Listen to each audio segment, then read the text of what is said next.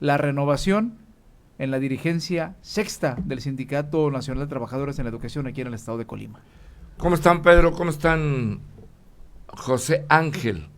Muy buen día, muchísimas gracias por esta ocasión de poder volver a estar aquí en la mesa de análisis, agradecerle a quienes nos escuchan, a quienes nos ven. Y fíjate que este tema que planteaba Chuy ha sido uno de los temas que ha estado muy candente en los últimos días aquí en nuestro estado de Colima, respecto a la, pues en el marco de celebrar el Día del Maestro, aquí el 15 de mayo, y llamó mucho la atención que durante la ceremonia que se realizaba respecto a estos día de celebración del maestro, el líder sindical de la sección sexta hizo Jaime Núñez, José Jaime Núñez Murguía hizo referencia a una situación sobre la intromisión. ¿Le pidió? Pero digo, pidió eso es porque me imagino que es porque existe una intromisión. Que sabe. Existe una intromisión que saquen las manos al interior del sindicato respecto a la renovación de la dirigencia sindical que ya se tiene que hacer en este año, ¿no? Llamó la atención que durante ese festejo esa fuera el mensaje que tuviera más realce, más allá de lo que anunció la gobernadora sobre unas laptops para los maestros. La situación que se está viviendo al interior del sindicato nos deja ver pues cómo ha sido una constante de las renovaciones de estos gremios de trabajadores, de alguna otra manera como el gobierno o quienes ostentan el poder intentan de alguna otra manera poder incidir en quién va a ser el nuevo dirigente de estos organismos sindicales. No es nada nuevo, se ha visto o es algo que siempre se ha visto como los gobernantes tratan de incidir en quién sean los líderes del sindicato de trabajadores del gobierno del estado, sindicato de los ayuntamientos, sindicatos de maestros, sindicato de la Secretaría de Salud. Entonces, existe toda esta situación que llevan a una pugna entre la misma clase trabajadora, ¿no? Entonces yo sí creo que esta situación que se va a suscitar en la sección sexta, primero tiene que dejarnos algo muy claro. Uno, que este organismo sindical arropa al mayor número de maestros aquí en nuestro estado, ¿verdad? Que son cerca de 14,000 maestros los que están agremiados a esta sección sindical. Es el más numeroso en comparación con la sección 39, ¿no? O sea, no es demasiado numeroso. 10,000 nos dijo ayer el maestro Jaime, ¿no? Sí, aproximadamente 10,000 y ya con los de base Así casi es. 20,000. Perdón, con los de confianza, ¿cómo se llaman? De contrato. Los trabajadores, pero los sindicalizados 10,000. son los que, eso dijo él. Por eso, yo estoy hablando, mira, esta agrupación gremial tiene registrados a los maestros que están en activo, ¿no? Pero también existen maestros que son jubilados. Pensionados y jubilados. ¿Verdad? Y ese registro, existe un subregistro dentro del propio gremio sindical. Tan sencillo que te puedo asegurar que nadie sabe con exactitud ¿cuántos son? Uh-huh.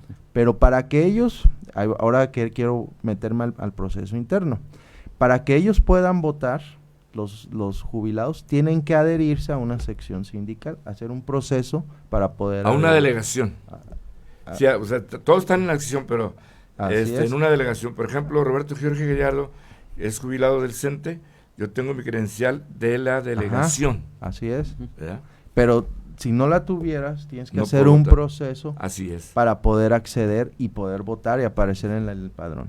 O bueno, pero, a ver, a eso me refiero que son cerca de 14,000 los que pueden en este momento potencialmente votar, ¿verdad?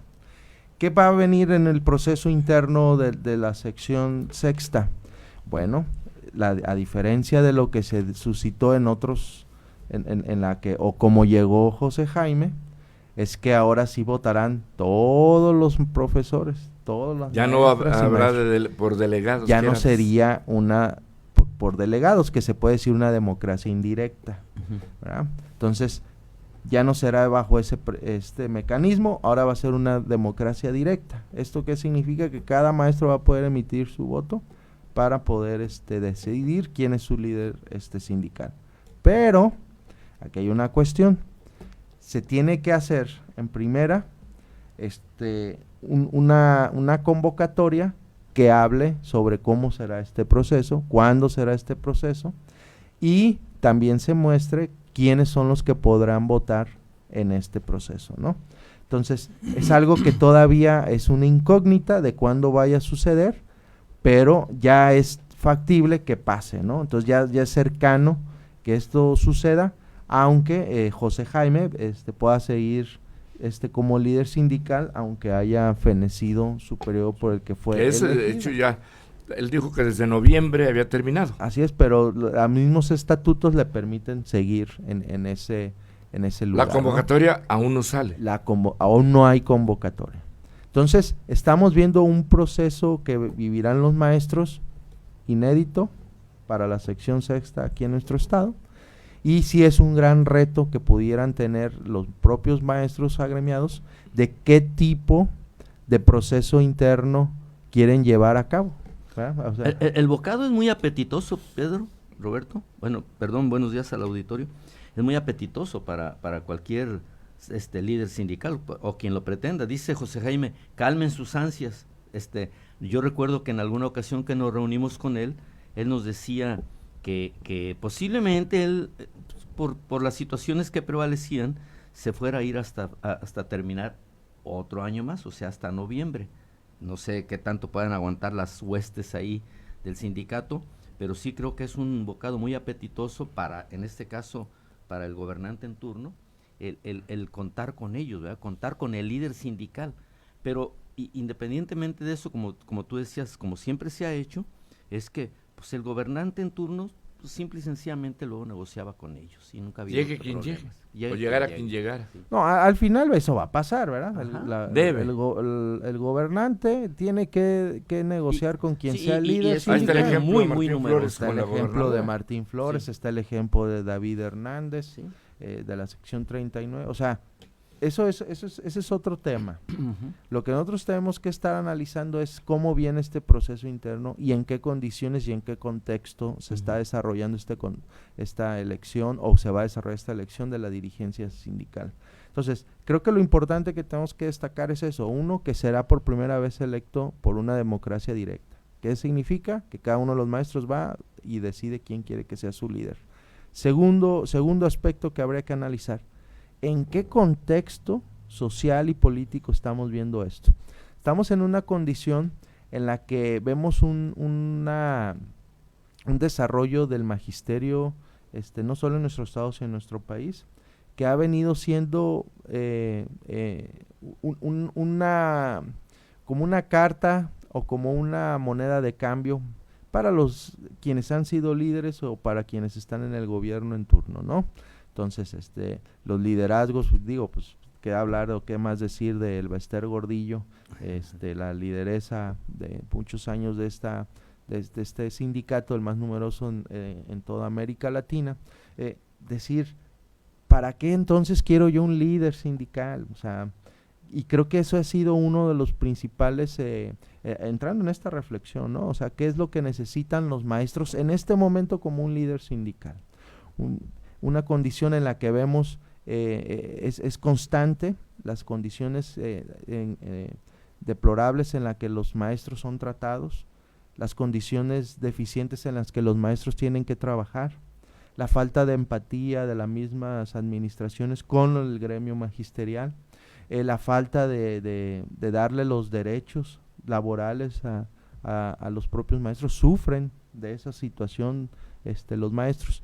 Y entonces los pagos, o sea, tenemos contratos sin ninguna prestación de muchos maestros y maestras que están en esas condiciones desde hace años y no se regulariza, y ahí el sindicato ha sido muy prudente, la verdad. A eso voy. O sea, ves unos, cómo entregan los contratos, cómo entregan las plazas, cómo son los mecanismos para cambiar de un lugar a otro a los maestros, bajo qué preceptos, bajo qué condiciones. Y estamos inmersos, envueltos en una situación que está muy complicado ahorita ser maestro. Y si hay alguien que me refuta, o sea, aquí que hable y nos diga si están siendo bien tratados los maestros en la Secretaría de Educación en el Estado. No más que nos digan. Acaba de reunirse el presidente con los maestros y dice, ya de aquí en adelante no hay un maestro que gane menos de 16,000 pesos. Y les dio el 8.5% de incremento, pero que la inflación ya se los llevó anticipadamente. Sí, o sea, bueno, ahorita también podemos entrar en ese tema de la inflación. Pero yo interrumpo, Pedro, en el tema pues de este proceso con la sección sexta. Hacia allá voy. Hacia allá voy, o sea, ¿en qué condiciones ahorita? Ese es el contexto político, social que tienen los maestros en donde se decidirá quién va a ser su dirigente. Uh-huh. Entonces, si en estas condiciones ahorita están, ¿qué tipo de dirigente ocupan los maestros? Uh-huh. Muy bien. Un dirigente que sea fuerte, que sea capaz de negociar, o un dirigente charro, blando, que no diga nada, mejor para qué nos peleamos, para qué exijo, o sea, ¿qué es la clase de dirigente que necesita en este momento? Como el que se criticó del ex dirigente de la sección 39 Valladares, que fue un Valladar de veras de complicidades y de indolencia. Sí, o de que no pasa nada. Quieren, ¿no? O de que no pasa nada. O sea, o lo mismo que está suscitándose, por ejemplo, actualmente con David Hernández, que siguen los maestros de la 39 sin recibir sus beneficios en el caso de carácter ganado. Salud, ¿no? Sí. En el tema de salud, ¿no? Que ya no tienen dónde ser atendidos. O sea, eso es lo que tenemos que visualizar. ¿Qué tipo de dirigente sindical queremos? En el contexto de quién es ahora el que toma las decisiones o quién es el patrón, ¿no? Y entonces podemos ver cómo los gobiernos de Morena, de qué manera han tratado de relacionarse con la clase trabajadora, de todos los ámbitos. Entonces, cada quien sabrá en qué condiciones necesitaría o desea que su representante tenga hacia la autoridad. Entonces, eso es ese es el contexto político que hay. Un gobierno estatal con el que tendrán que relacionarse algunos maestros, un gobierno federal que prácticamente pues es el patrón número uno de este gremio, y esos patrones pues son del partido de Morena, y esos son con los que tienen que lidiar. Esa es la dinámica con la que tienen que lidiar. Entonces los maestros sabrán con qué tipo de dirigente sindical van a querer aspirar a que los representen. Fíjate, ¿no? Ángel y Pedro, Chuy, amigos del auditorio, ayer le comentábamos al maestro Jaime, estuvo con nosotros ayer en la mañana, y le comentaba, pues no ser agresivo, pero sí ser combativo.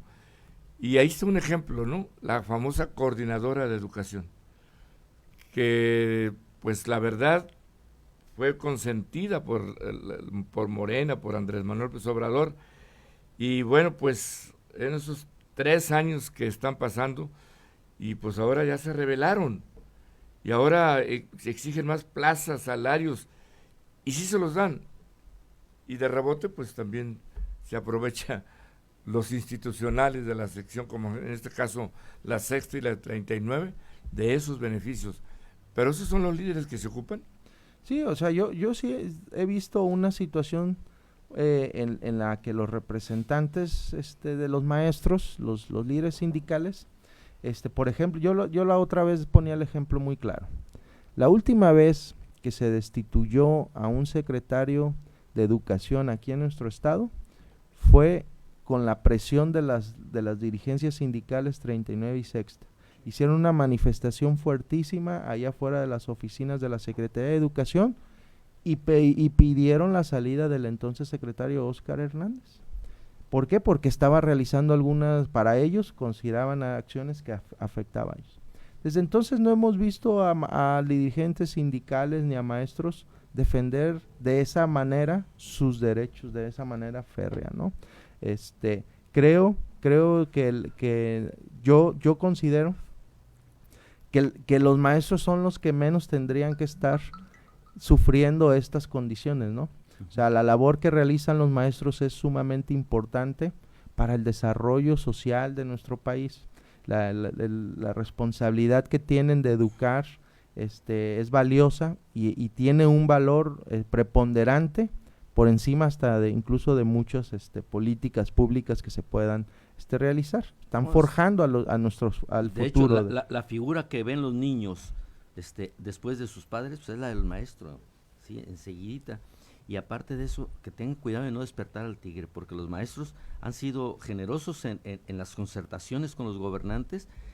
No olvidemos que el papá de la gobernadora es profesor también, y yo creo que deben de tener mucho cuidado con lo que se está haciendo en estos momentos. Sí, tener mucho cuidado, pero también yo creo que yo veo una condición social en el que el maestro ha dejado de ser ese maestro. O sea, yo sí lo visualizo. Ese maestro ¿Pero que en era... qué aspecto? ¿En la vocación? No, en el... Combativo. No solamente en lo combativo, sino el maestro que incidía o que era un agente de cambio en el tema social, político. Entonces, donde estaba un maestro, había un liderazgo. Era ese tipo de liderazgo, ¿no? Entonces, lo hemos visto como ha habido grandes líderes magisteriales hechos aquí en Colima, pues, o sea, no... Alberto Larios Gaitán, Jesús Robles Martínez. Y que hemos visto el cada personaje de Cantinflas, ¿no? El profe. El profe. Sí, lo que dice Pedro, pues es cierto. O sea, ha sido un personaje fundamental en el desarrollo social, político de nuestro país, pero yo sí veo esa situación, o sea, cada vez los maestros pierden ese factor de ser agentes de cambio en las políticas de este país, están siendo relegados, menospreciados. Ya no veo a ese maestro defender no solo los derechos de ellos que defienden de sus derechos como magisterio, como maestros, sino que los maestros también salían a defender las causas sociales, o sea, las condiciones, las problemáticas de las comunidades, o sea, de la ciudad. Ese era el maestro de antes. Entonces ya no vemos, yo no lo veo así. Hacían propios los problemas de los pueblos. Claro, exactamente. De las comunidades. Ellos eran los que abanderaban las causas sociales de este país. Entonces, Pedro, ¿será también que influye mucho el hecho de que las redes sociales no estaban preparados para enfrentarse a las situaciones de las redes sociales? Ahora vemos niños que llegan a las clases y pues influenciados totalmente por lo que ven en el internet, sobre todo. No, yo creo que ha habido una situación de desgaste por la propia dinámica política de nuestro país. Ha habido un gran desgaste hacia el gremio sindical magisterial. Yo creo que esa ha sido una cuestión que ha afectado esta situación. He visto también la situación de algunos excesos que se han dado y que también deja mal parado en muchas ocasiones al magisterio. Y esa situación yo creo que ha sido lo que ha generado esta condición que ahora los líderes sindicales lo que buscan es transitar. O sea, ya con que la pasemos, lo menos que nos afecten, pues ya la hicimos. O sea, eso yo es como los percibo. Ya no es solamente el líder sindical que, tampoco es buscar a ese líder sindical omnipotente, todopoderoso, el Bester Gordillo. Sí, o sea, tampoco es por ahí. Así era antes, pero tampoco ese es el camino. No. Yo creo que lo que sí necesita es reivindicarse el ejercicio magisterial, que el líder del magisterio entre en esta dinámica de representar no solo a los maestros, sino también las causas sociales. Es muy, muy importante y muy necesario para estos momentos que vivimos en nuestro país, ¿no? Bueno, pues vamos a pasar a otro tema, Chuy, pero la verdad que en este caso muy concreto es el tema de que vendrá, a lo mejor como dice Ángel Brambila, probablemente dure hasta el otro año, se tarden, ahí a ellos en sus leyes internas le permite. Porque es un ejercicio nuevo. Pero por lo pronto ya alborotaron el ambiente político. Sí, así es. Y como bien decía ayer Jaime Núñez, déjenos a nosotros. Y en Saquen sus las tiempos manos. correctos, no hay que adelantarnos. Eso le dijo a la gobernadora, les pido que saquen las manos del proceso y nos dejen solos a nosotros. Esa es una decisión de los maestros. Y bueno, eso es lo que se dijo, pero yo casi estoy seguro, Pedro, Ángel, Chuy, de que los que andan acá moviendo las aguas por fuera no van a dejar, van a seguir en su lucha de buscar un prospecto, como bien lo dice Pedro, para sus proyectos partidistas, que no es el caso del CENTE principalmente. Pero no tenemos que tener miedo a que el líder el líder sindical se mueva también en un tema partidista, porque es algo natural. Eso será después, ¿no? Pero eso es algo natural y es parte de la misma dinámica. Yo siempre he dicho, o sea, es que luego dicen, es que tiene que ser alguien ajeno a un tema de que esté a favor o en contra de un partido político. Bueno, pues es que también es el derecho de todos a poder estar a favor de uno u otro partido político, es tu derecho eso es también. después, Pedro. Eso No, es después, pero, ya que sea electo. Sí, no. Lo que dice Pero Pedro, bajo este tiene proceso, su corazoncito, ¿no? todos tienen su corazón y entonces habrá algunos que tienen un corazón que quiera aspirar y que tenga el corazón y que diga, yo me siento... Pero va a luchar por su gremio, no por el partido por el que simpatiza. Sí, pero obviamente los partidos políticos también, por supuesto, pueden tener algún cierto interés de que, o fuerzas políticas, partidos, lo que ustedes quieran, pueda cierto interés de que sea alguien quien dirija por un tema electoral. Eso no debe de asustarnos. Es parte de la dinámica y lo hemos visto en este gobierno y en los anteriores. O sea, eso no es algo que nos pudiera preocupar. Lo que yo sí creo, o sea, vuelvo a repetir, lo que yo sí creo es en qué condiciones los maestros van a tomar esta decisión, pensando en qué. Eso es algo fundamental, número uno. Y segundo, o sea, si hay alguien que se está moviendo, si hay personajes, como dice el líder sindical, personajes de la Secretaría de Educación interesados en participar, en promover a alguien para que sea el candidato, pues eso también es válido, porque pues estoy de acuerdo que si están trabajando en la Secretaría de Educación, pues a lo mejor está mal que se vea que la autoridad esté entrometiéndose en esta vida sindical. Pero pues los que están ahí en la Secretaría de Educación, pues también son maestros. Y también están afiliados. O sea, yo creo que aquí la parte fundamental o parte importante es que dejen claras las cosas. Mejor quítense máscaras. Quitárselas, pues dejar claro, pues si este es el candidato que quiere proyectar este sector político, pues adelante, ahí está. ¿Para qué? Para que los maestros tengan bien claro qué quieren, a quién van a elegir y qué van a tener como líder, para que luego no estén llorando, reclamando, ay no, que por qué, bueno, pues eso eligieron, sepan qué es. O sea, yo creo que lo importante aquí es quitar máscaras. Y yo otra parte también que creo que yo sí es importante señalar, yo considero que quienes ahorita se están moviendo, pues lo están haciendo por iniciativa propia, ¿verdad? Por un tema de grupo político que existen al interior del sindicato y del magisterio, ¿no? Pero yo creo que va a llegar un momento en que estos grupos políticos, pues sus líderes den los manotazos en la mesa y determinen hacia dónde, por quién y cómo, ¿no? Entonces, en este caso, yo creo que y que sus líderes también tienen el mismo interés. Así es, yo creo que en esa parte, así es. Entonces, en esa parte yo creo que ahorita están corriendo y ya luego veremos qué tanto meten las manos y quiénes meten esas manos. Eso lo vamos a ver conforme vaya avanzando esto, ¿no? Pero sí es importante, yo repito, o sea, que los maestros tienen la oportunidad ahora de decidir de manera directa qué tipo de líder sindical quieren y si ese líder sindical es acorde al contexto y a las condiciones sociales que están viviendo ellos dentro del tema magisterial, ¿no?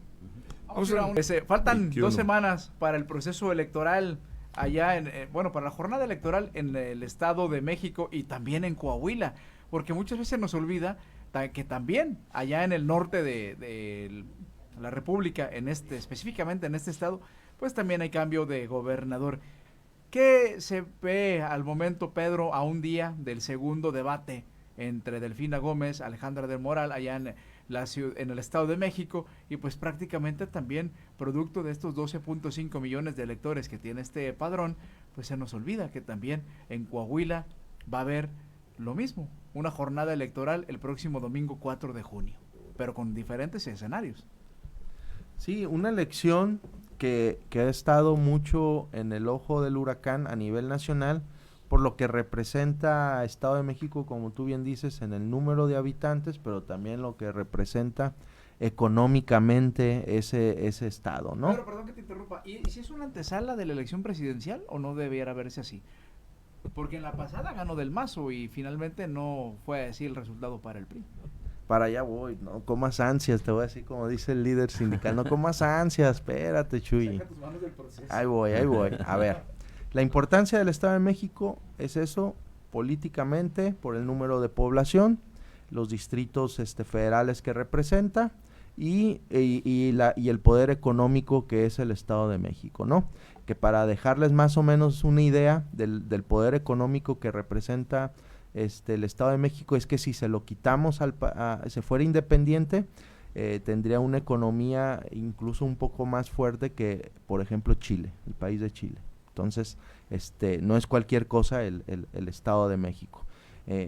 Pero, a ver, pensar que el Estado de México va a definir la elección del 24 es un absurdo. Yo siempre lo he dicho. Para mí eso es un absurdo. ¿Por qué? Porque el ejemplo más claro es 2018. López Obrador gana la presidencia de la República gobernando 0 estados en el país. O sea, ¿cómo lo explicas?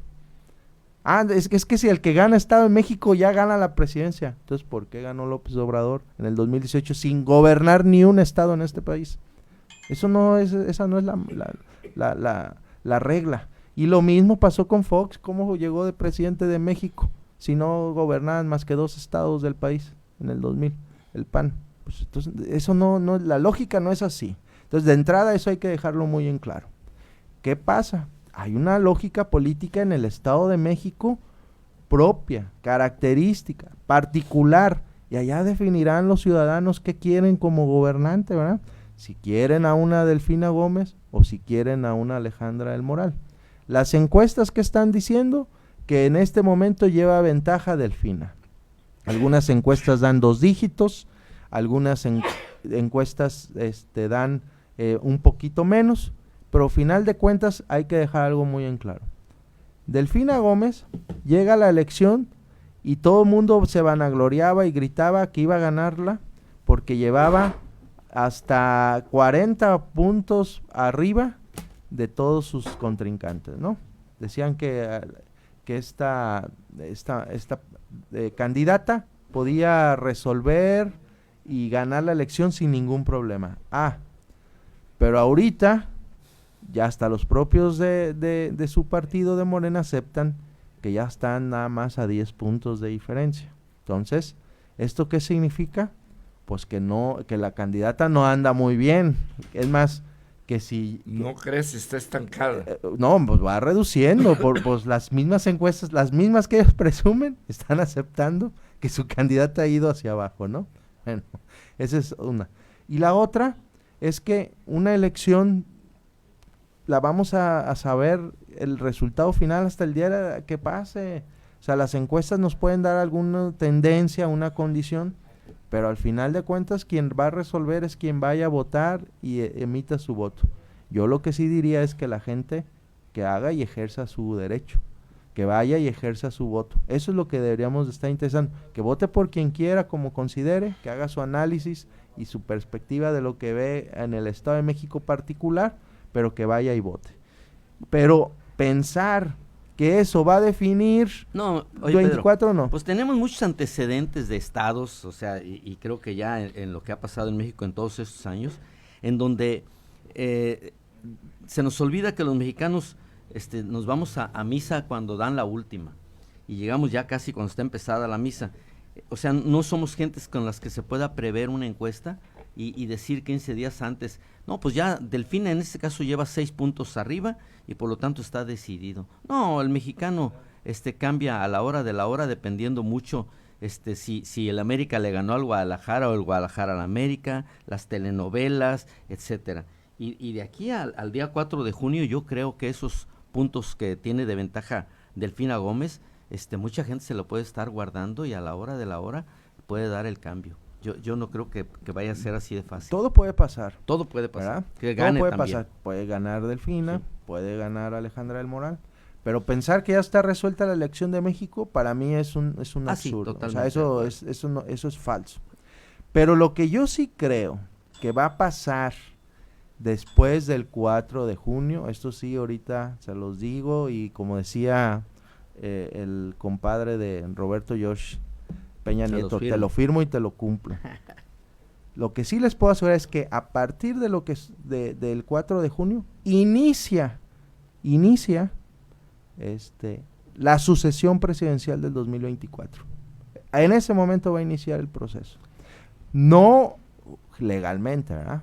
No el que marcan las leyes, pero ya ahí se van a desatar ya todos los... Seguramente vendrán impugnaciones, como sale en todo el proceso electoral. No, pero sí tiene razón Pedro. Yo creo que ahí en ese momento ya no se van a medir nadie, de todos lados, o sea, tanto directamente del partido oficial como los que de oposición estén anhelando, porque saben que el tiempo pasa demasiado rápido. Pero ustedes están hablando de algo que sí es lo práctico, pero dejan de lado qué están haciendo las autoridades electorales con estas quejas. Esta última, flagrante, los funcionarios del gobierno de Veracruz con sus chalecos, sus vehículos, con los logos del gobierno, que están cometiendo un delito electoral en un proceso electoral que debe de sancionarse. Y la sanción, ¿por qué no puede ser quitarle el registro del partido, quitarle al candidato?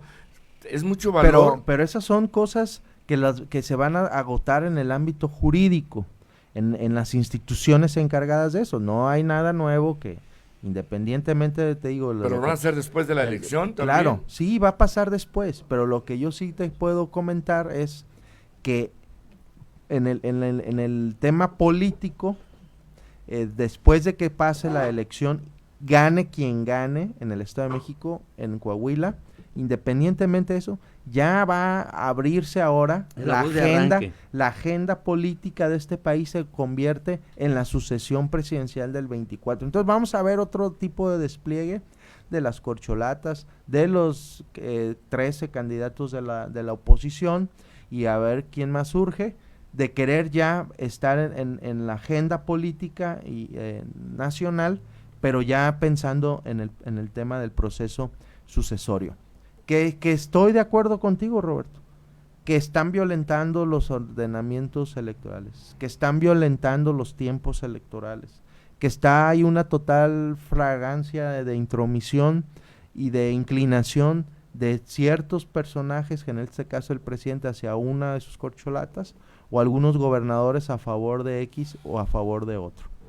Pero esto es parte de nuestra dinámica política de este país, es parte de...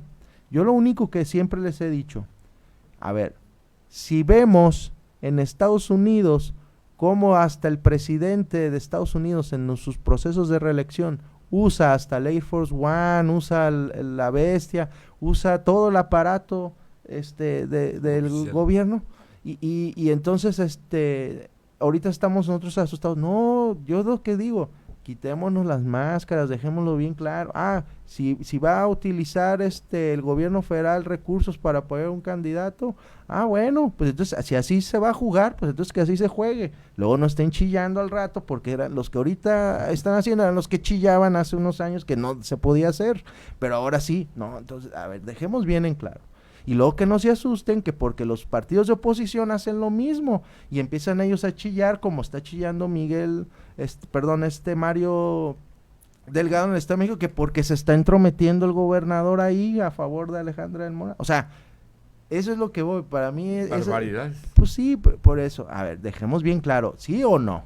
Y si va a ser sí, pues entonces no lloren. y ya saben lo que les va a tocar, y luego no esté renegando la población al rato, porque luego pues ese derroche de dinero de recursos públicos, luego no hay para atender sus necesidades y luego andan exigiéndoles. Bueno, entonces dejemos bien claro, ¿qué es lo que queremos? Bueno, entonces hagámoslo, si lo vamos a hacer, hagámoslo bien. Entonces la sociedad al final de cuentas es la que decide, la ciudadanía es la que va a determinar por quién va a votar. Y eso quiere, ese tipo de gobernantes quiere, bueno, pues eso va a tener. ¿Ah? Pero, José Ángel Brambila Leal, las intromisiones también de la jefa de gobierno, también en el Estado de México. Se habla, y algunos lo han demostrado, de que muchos citadinos están cambiando su domicilio a el Estado de México. Es otra estrategia. Sí, definitivamente, y no solo de parte de los capitalinos, o sea, creo que han estado usando incluso a muchos inmigrantes, para darles residencia, para que puedan votar, o sea, darles credencial, y que son los mismos migrantes que utilizan de estado en las próximas elecciones. Pero a fin de cuentas, lo que viene en el Estado de México sí tiene que ver incluso con la sucesión presidencial, no porque lo define ni mucho menos, pero sí prácticamente marca la pauta de cómo va a venir la situación a partir de ese entonces, pero también es cierto que hay un desgaste y a partir de ese momento ahí hagan de cuenta que se acaba en ese momento la responsabilidad del presidente de la República en cuestión de elecciones y ya no vuelve a haber hasta el año que entra, y por eso, porque ya no hay distractores y por eso tiene que empezar ya a partir del 4 de junio empieza realmente a moverse las aguas nacionales y es cuando vamos a empezar a ver realmente, porque ahorita los que pretendan participar en el siguiente proceso electoral, pues se han detenido porque están próximas las elecciones del Estado de México y sobre todo el Estado de México, porque no se nos olvide que aunque Coahuila sea importante igual que cualquier otro estado, pues el Estado de México es la joya de la corona, prácticamente es el único estado que no ha sido gobernado por un partido diferente. Y los grandes jerarcas del PRI, el partido que está pataleando, pero venían del Estado de México, desde Carlos Jan González, desde Montiel, desde Peña Nieto, todos venían del Estado de México, los del Mazo. Entonces, es el fin de una estirpe totalmente priista, una estirpe política y que totalmente empezó a estar en decadencia hace 6 años y que ahorita está post-mortem. Pues sí, lo mismo que nosotros vivimos aquí en el estado de Colima, de que nunca había sido gobernado por otro partido distinto a que fuera el PRI, y aquí ya hay otro gobierno distinto, y es algo que la gente ya experimentó, ya determinará si está bien o estuvo bien o estuvo mal haber hecho ese cambio de gobierno. Lo mismo va a pasar en el Estado de México. La gente sabrá o determinará la población de ahí si decide que ya no gobierne nunca más el PRI en ese estado para que pase ahora. O que estaban mejor cuando estaban peor. Pues, eso ya lo sabrán, eso ya lo experimentará la gente, es lo que yo digo, o sea, ¿por qué nos asusta la democracia? Que no nos asuste. ¿La limpia? Que no nos asuste la democracia. Lo que nos debe de asustar es qué decidimos con la democracia. ¿Para dónde la apostamos y para dónde le damos el voto? ¿Para qué? Para que luego no anden diciendo, ay, es que a mí me dijeron que iba a pasar o me prometieron que iba. Bueno, pues ese es el riesgo de ejercer nuestro derecho al voto basado en temas de ese tipo, ¿no? Yo siempre mi reflexión ha sido en ese sentido. ¿Qué tipo de gobierno quieres? ¿A qué tipo de gobernante quieres? Y hacia allá decide tu voto, un voto pensado, razonado, valorado, y ya. Pero no le tengamos miedo a la democracia. Bueno, pues vámonos con este último tema, ya nos quedan 7 minutos aproximadamente para tratar el tema del problema agrícola que hay aquí en nuestro país, en donde el maíz y el trigo están siendo atacados por unos precios pues irracionales, dado el costo de los insumos. Y bueno, pues esos, con todo respeto, voy a usar una palabra de campo, los agricultores son bragados, los de Sonora y de Sinaloa. Y lo son porque con mucho trabajo han demostrado ser los mejores productores de este país, sobre todo en estos dos productos, el maíz y el trigo. Pero están siendo lastimados, pero horriblemente, por una política agrícola pues prácticamente inexistente, y si acaso ofensiva y además sin protección para ellos. Fíjate Aquí, que Ángel, este tema no es menor. No, definitivamente estamos hablando de algo que está en la médula de los mexicanos. Tomemos en cuenta lo que significa el maíz, en este caso que es el producto de México. Había una plantita que se llamaba teocintle, que le decían la madre del maíz, que prácticamente los indígenas hace 7,000 años empezaron a diseñar lo que es ahora el maíz. Y no nos podemos imaginar una cocina en México sin maíz, ¿sí? Y ahora ver la producción tan raquítica que existe en el país por falta de agua, por el cambio climático, y los productores de Sonora y de Sinaloa, que efectivamente luchando y arriesgando sus vidas incluso, porque los precios del maíz no se les garantizan. ¿Por qué? Por las importaciones desmedidas también, o sea, las traen y les compiten en desproporción a ellos. Esa es una. El trigo, pues ahora sí, me recuerda a Norman Borlaug, recordamos la Revolución Verde, el hombre que salvó casi 1,000 millones de vidas, que le dieron el Premio Nobel de la Paz en 1970 por eso precisamente, porque vino de Estados Unidos, de la ONU enviado, y trabajaba aquí. Mi amigo Toño Ramos Salido tiene anécdotas en ese sentido, de cómo Norman desde las 4 de la mañana se levantaban él y otra persona y se iban a los campos de cultivo a estar modificando las plantas de maíz para que produjeran más. Y en Pakistán y en la India a Norman le dieron reconocimientos que verdaderamente a nadie se los han dado, nunca se los habían dado y nunca han vuelto a darlos. Y los sinaloenses y sonorenses lo aprovecharon muy bien. No, y ahí hay hasta estatuas de Norman Borlaug, ¿sí? México está produciendo 27 millones de toneladas de maíz, 3 millones de toneladas de trigo, ¿sí? Y cuando en realidad debería estar produciendo muchísimo más. Pero más que nada, ahorita el problema de los productores es precisamente la falta de garantía en sus precios de producción.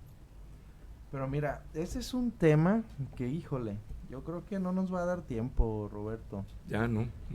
Es un tema totalmente vasto, porque hay muchos factores en esta situación que se está viviendo con el tema del precio del maíz.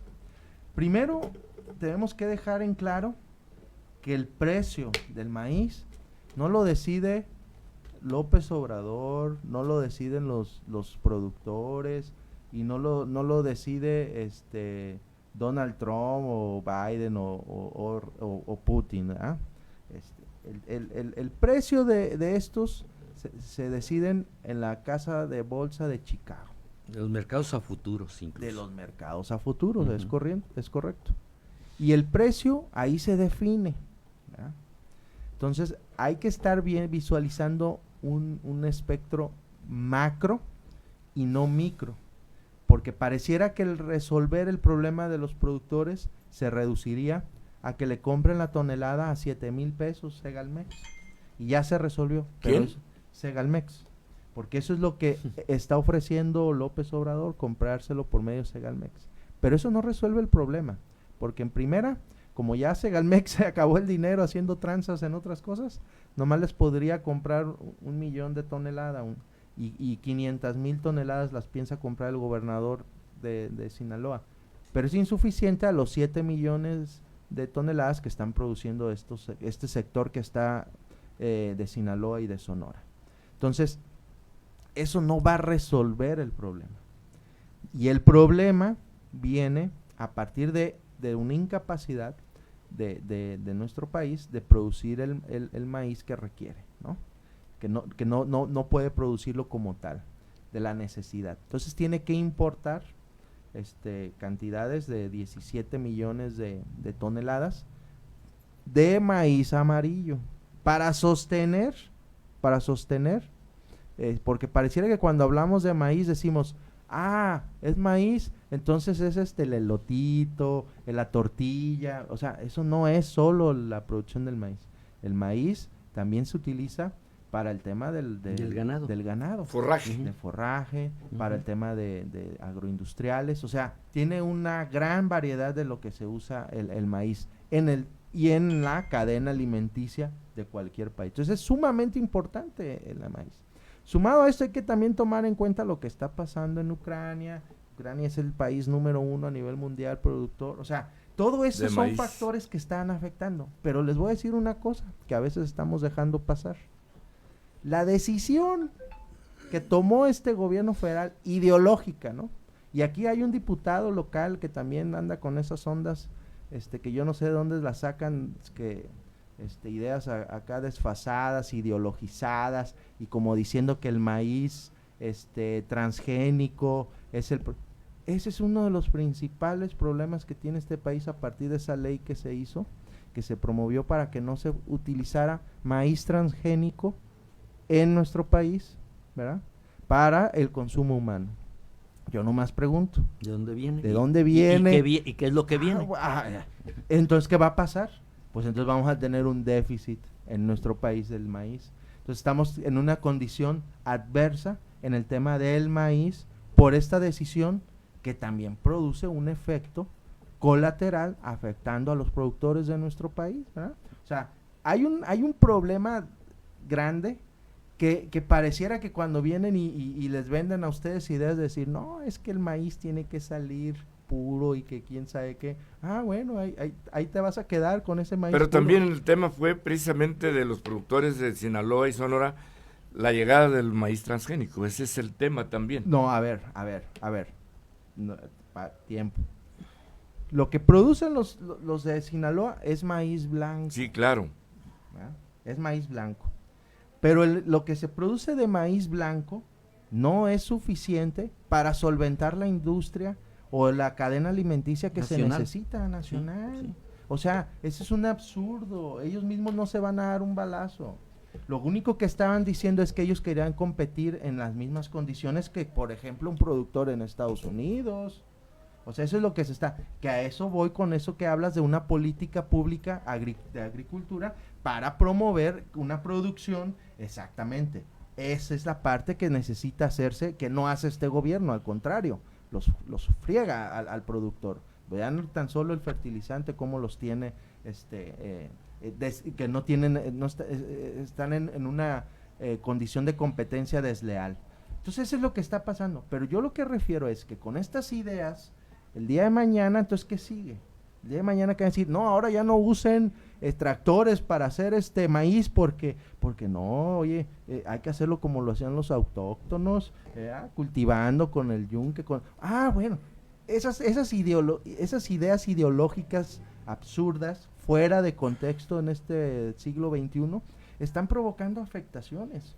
Y otro factor que tampoco tiene que ver con una decisión presidencial de un gobernante es que el tipo de cambio actual del dólar en nada le beneficia a los productores, les afecta. Un tipo de cambio en esta condición de 17 pesos que ahorita está, les es adverso para ellos en la competitividad de la venta de la tonelada. Entonces, dicen unos, ahora resulta que nos conviene más que el peso esté más caro, que el dólar esté más caro. Pues sí. Sí, porque venden en dólares, pues sí, porque en un cambio. Tema económico sí. Y pero el ejemplo más claro es que pensar que la economía de un país está bien por el tipo de cambio es un error garrafal. Vean Japón, cuántos yenes tienes que cambiar por $1. Y vean, eso no significa que la economía de Japón esté afectada, ¿no? La economía de un país no se mide por el tipo de cambio. Pero bueno, es un tema, como te decía, muy vasto, que son muchas aristas y que se tienen que analizar desde esa perspectiva, ¿no? Pedro Castillo Valdés, con tu columna que siempre la leemos los jueves, mañana, ¿qué tema vas a abordar? No sé. ¿Ni el tema? Sorpresa. Bueno. Y también el columnista todos los lunes, nuestro querido José Ángel Brambila Leal, que el otro día habló de ¿La comida para gatos? comida para gatos. Del senador, de las declaraciones del senador John Kennedy Kennedy de Estados Bueno. Unidos. Gracias.